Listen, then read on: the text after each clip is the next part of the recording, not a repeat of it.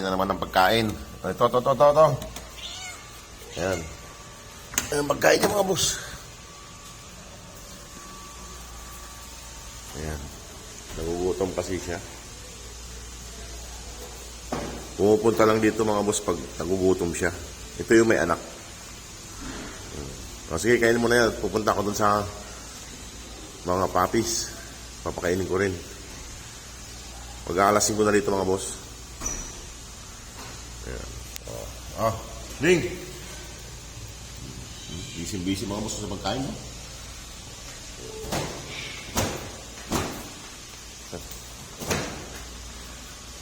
Takot siya. Kain ka na dyan, kain ka na. Ayan mga boss, kumakain na siya. Natatakot siya sa may nagdadaan.